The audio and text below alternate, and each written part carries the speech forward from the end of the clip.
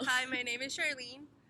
And my name's Michelle, and today we're going to be comparing and contrasting Jung and Freud's psychoanalytic theory as it is with The Cat in the Hat. The Cat in the Hat presents Dr. Seuss, The Cat in the Hat. I'm going to briefly tell you the story about The Cat in the Hat. So it starts with Sally and the brother, and they're at the house by themselves. And basically they're bored because it's raining and it's cold and they don't have anything to do. And all of a sudden they hear a bump and it's the Cat in the Hat. He shows up and he says, "Oh, what are you guys doing? Let's have some fun. I have a lot of tricks to play." And the fish tells him, "No, no, no, you can't be here. The mom's not here. You have to leave." And the cat says, "No, I have a lot of games I like to play." So he starts playing and stacking the fish and all the toys and everything he sees. And the fish keeps saying, "No, no, no, you have to stop. I don't like this." And he keeps stacking everything. And he tells the kids, "Look at me, look at me, look at me now."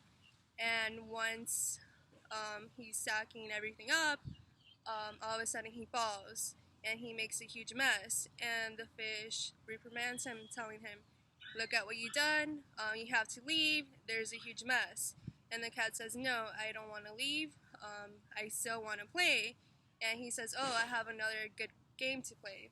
So he goes outside, and then he comes back inside with a red box, and he brings thing one and thing two. And the kids don't know what to do anymore.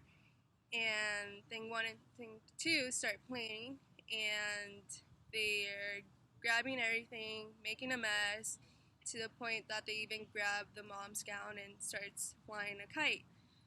And afterwards, the brother finally says, "I do not like this game. You guys have to leave." And the fish tells the boy, "You have to do something. They have to leave. Your mother's coming home already."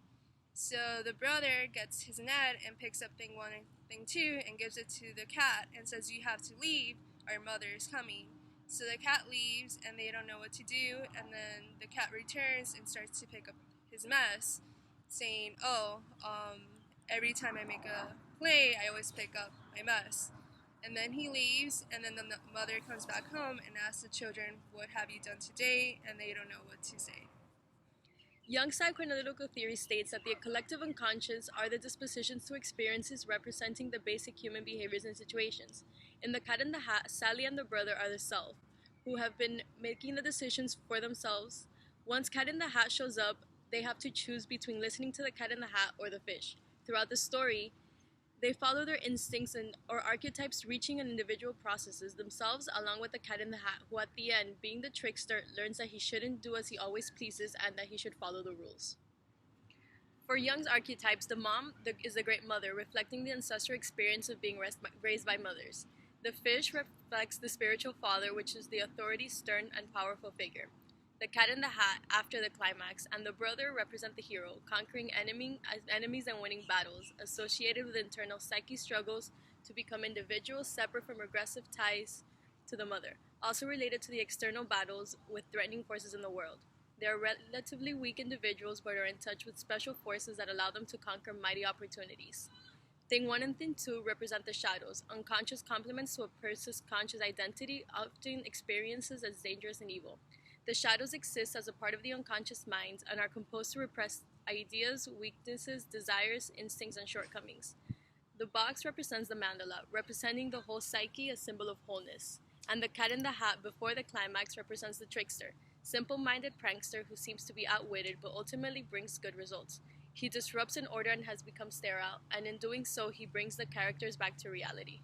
Psychoanalytic theory, thing one and thing two, as well as the cat in the hat in the beginning, are the id, which is a hedonistic and instinct and aim, which aims to satisfy an urges and therefore bringing pleasures to oneself. The fish is a superego, which is an internal voice of parental, and also it brings social restrictions. The cat, as well as the brother and Sally, are the ego, which is a mediated interest, psychic conflict which copes with the external world. Compare Jung and Freud.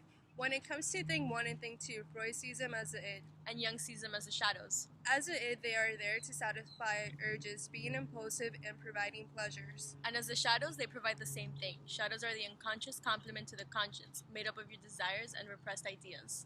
When it comes to the fish, Freud sees them as the superego, which is that internal voice of restrictions. In other words, the voice of conscience. And Jung, with a similar idea, sees the fish as the spiritual father, which is the authority figure. Freud sees the cat as the ego as well as the brother and sister, which mediates their intrapsychic conflicts and copes with the external world. On the other hand, in Jung's theory, the cat at the beginning of the book is seen as a trickster, a prankster who gets outsmarted, but the situations he brings to the table turn out to bring positive results. Towards the end of the book, the cat turns into the hero, conquering enemies and winning battles, or is able to clean up the mess he makes after realizing his mistakes before Sally's and the brother's mother return home.